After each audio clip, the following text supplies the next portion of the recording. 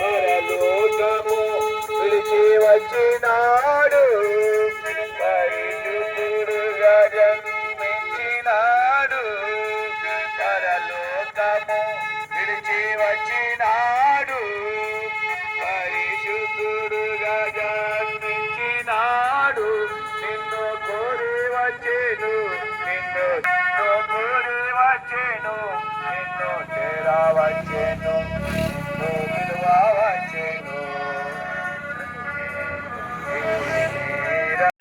యేసు ప్రభునకు జై. బోలో చిన్న గుదావన్ ప్రవేశం సీకే జై.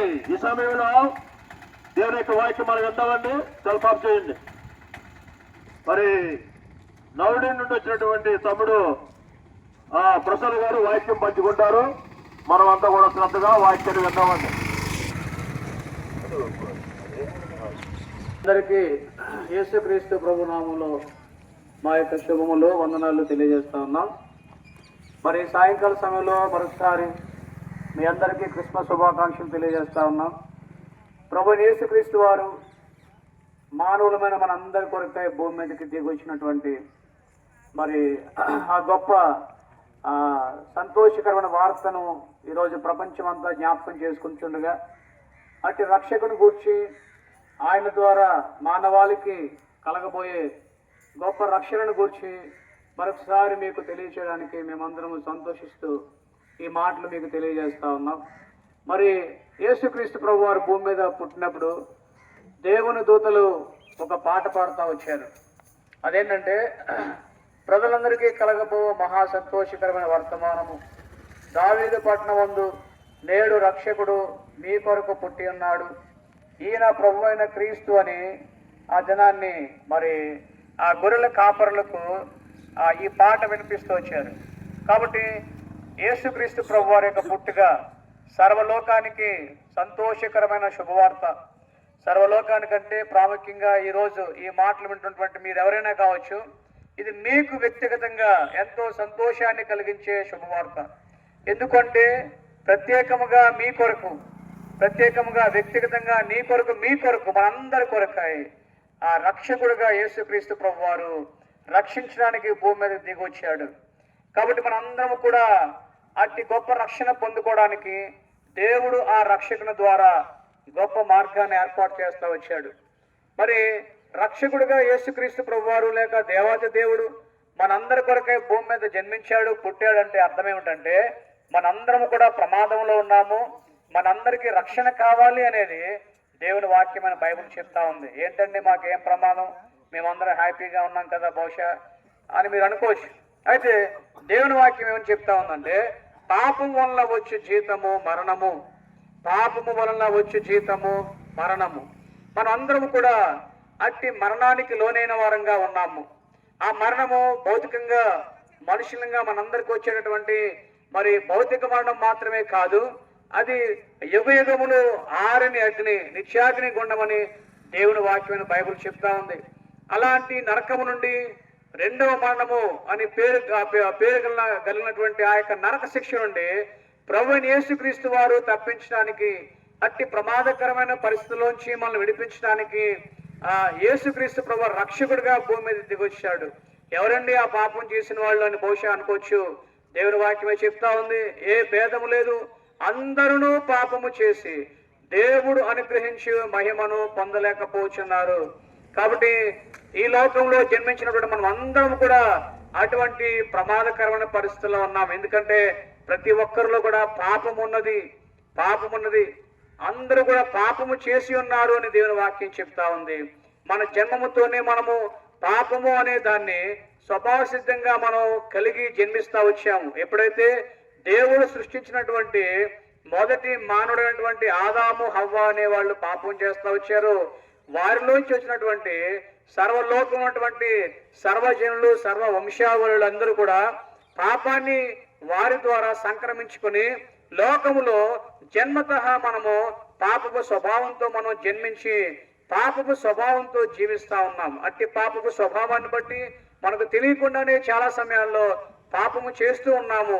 ఇష్టం లేకపోయినా కానీ చాలా సమయాల్లో మనిషి పాపం చేస్తూనే ఉన్నాడు. ఇది చేయకూడదు, ఇది మంచిది కాదు అనుకుంటేనే చేయకూడని దాన్ని మనిషి చేస్తా ఉన్నాడు. ఇది చూడకూడదు, ఇది మంచిది కాదు అనుకుంటేనే చూడకూడని దాన్ని చూచేలాగా తను ప్రేరేపించబడతా ఉన్నాడు. పలానా విషయాలు తాకూడదు, తినకూడదు అని అనుకుంటూనే ఇక మానేద్దాం అనుకుంటేనే మానలేని పరిస్థితిలో మనుషుడు వాటిని తిని త్రాగుతున్నాడు. మరి ఎందుకు అలా జరుగుతా ఉంది అంటే మానవుణ్ణి ప్రేరేపించే శక్తి, పాపపు శక్తి, పాపం యొక్క ప్రభావము మనిషిలో ఉంది. అంటే నీలోను నాలోనూ ఉంది. కాబట్టి ఇష్టం ఉన్నా ఇష్టం లేకపోయినా, మనం అనుకున్నా అనుకోకపోయినా, కోరుకున్నా కోరుకోకపోయినా మనం పాపం చేస్తా ఉన్నాం. మన ద్వారా పాపం జరుగుతూ ఉంది. ప్రియులారా, దేవుని వాక్యం ఏం చెప్తా ఉందంటే సృష్టికర్త అయిన దేవుడు, న్యాయాధిపతి అయిన దేవుడు నీవు నేను చేసిన పాపానికి జీతం కూడా సిద్ధపరిచాడు. అదేంటంటే నరకము. పాపము వలన వచ్చే జీతము నరకము. అయితే ఆ దేవుడే ఎంతో ప్రేమ గలవాడండి. ఆ దేవుడే ఎంతో కృపాసహితం గలవాడండి. మరి ఆయన తన సొంత చేతులతో తయారు చేయబడినటువంటి మనము, సృష్టించబడినటువంటి మనము అట్టి నరక శిక్షలోకి వెళ్ళకూడదని ఆయనే మనిషిగా భూమి మీద దిగొచ్చాడు.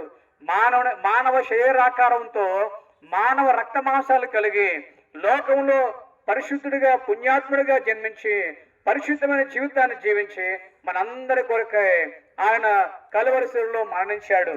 ఆయన చేతుల్లో మేకులు, కాళ్ళలో మేకులు, ఆయన తల మీద ముళ్ళ కిరీటం అనేక సార్లు ఆ చిత్రపటాన్ని మనం చూస్తూ ఉంటాం. ప్రియులారా, ఎందుకు అంటే మనము చేసినటువంటి పాపముల కొరకై ఆయన శిక్ష అనుభవించాడు. మనం పొందవలసిన శిక్ష అంతా కూడా ఆయన అనుభవించాడు. ఎంత ప్రేమగల దేవుడు!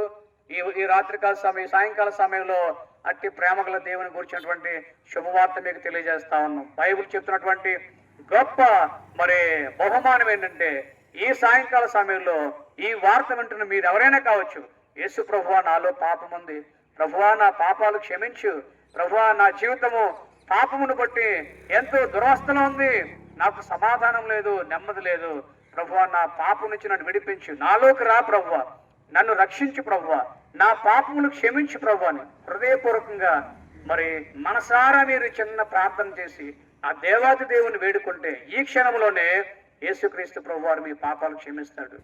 ఆయన మీ హృదయంలోకి వస్తాడు. చెప్పశక్యము కానటువంటి సమాధానము, సంతోషం మీకు ఇస్తాడు. ఆయన పేరు ఇమ్మానుయేలు, అంటే దేవుడు మనకు తోడుగా ఉండేవాడు, లేక మనతో ఉండే దేవుడు. కాబట్టి ఆ క్షణం నుంచి యేసుక్రీస్తు ప్రభువారు నీలో ఉంటాడు, నీతో ఉంటాడు. ఇదెంత గొప్ప భాగ్యం! కాబట్టి ప్రభువుని యేసుని విశ్వాసం ఉంచండి. అప్పుడు మీరు మీ ఇంటి వారు కూడా రక్షణ పొందుతారు. మీరు ఇంకా తెలుసుకోవడానికి గుడుమూల కాలనీలో కరిమేలు ప్రార్థనా మందిరం ఉంది. మరి ఈ గట్టు దిగువలో అక్కడ మరి దేవుని సేవకులు ఉంటున్నారు. మిమ్మల్ని అందరిని కూడా ప్రేమతో ఆహ్వానిస్తా ఉన్నాం.